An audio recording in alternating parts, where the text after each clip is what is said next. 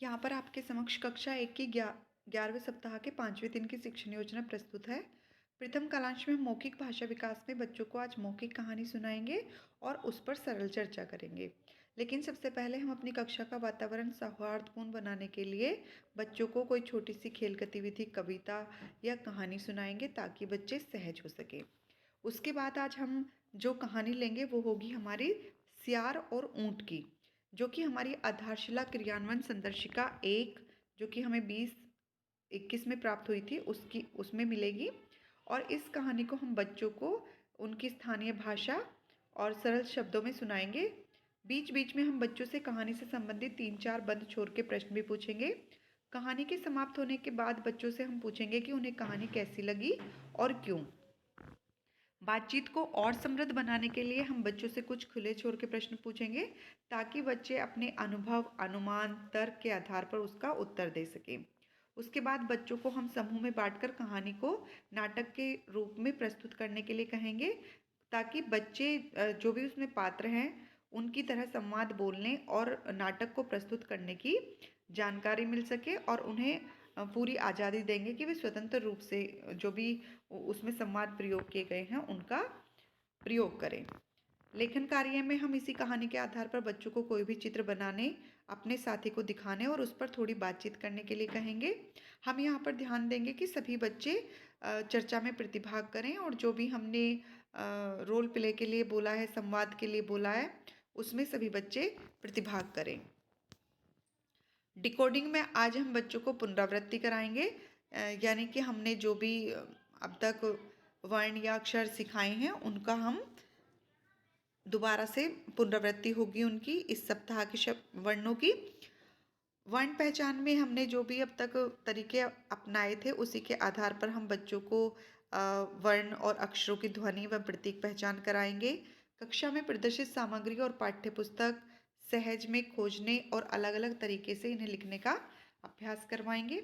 Blending में हम बच्चों को अक्षरों और वर्णों के द्वारा जब अक्षर और वर्ण अलग अलग होते हैं तो उनको मिलाकर यानी कि ब्लेंडिंग करके पढ़ना सिखाने के लिए अब तक उपयोग किए गए तरीकों से बच्चों को पुनरावृत्ति कराएंगे।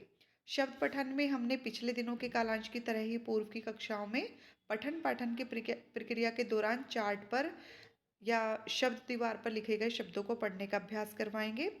वाक्यांश पठन में आप कुछ सरल वाक्यांश बोर्ड पर लिखें और उनको प्रभावपूर्ण तरीके से 2-3 बार पढ़ेंगे।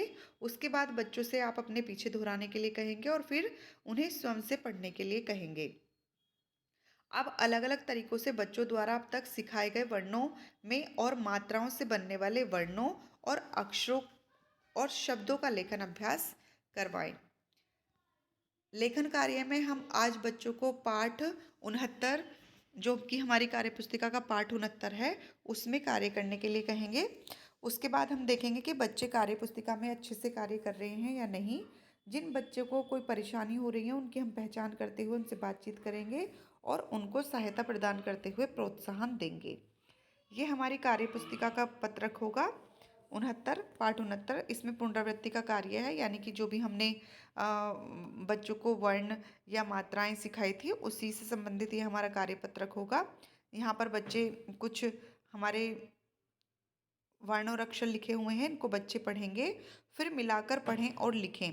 यहाँ पर ब्लेंडिंग करने का कार्य किया गया है, जैसे कि न दी नदी, तो इनको बच्चे पढ़ेंगे और फिर आगे लिखेंगे। यहाँ पर कुछ शब्द दिए हुए हैं, इन्हें पढ़ें। इन्हें बच्चे पढ़ेंगे दीप, कील, रानी, पीला, चाची। तो यहाँ पर आप जब बच्चों को ये भी डिफरेंस बताओगे कि ये कौन सी मात्रा है, इसको थोड़ा देर से बोला जाता है। सुनकर लिखें। यहाँ पर आप बच्चों को अब तक सिखाए गए अक्षरों और मात्राओं से बनने वाले शब्दों को बोलेंगे ताकि बच्चे यहाँ पर लिख सकें। उसके बाद तीसरे कालांश में हम पठन पर कार्य करेंगे। आज हम स्वतंत्र पठन और सरल चर्चा करेंगे। आज हम बच्चों को पुस्तकालय रीडिंग कॉर्नर से चित्र सहित वाली छोटी कहानी वाली किताबें देंगे और उनसे किताब में दी गई कहानी को पढ़ने के लिए कहेंगे। बच्चों को किताबें उलटने पलटने का समय दें और आपस में बातचीत करने दें। उन्हें थोड़ा अनुमान हो कि किताबों को कैसे खोलते हैं, उनको कैसे उलटते पलटते हैं।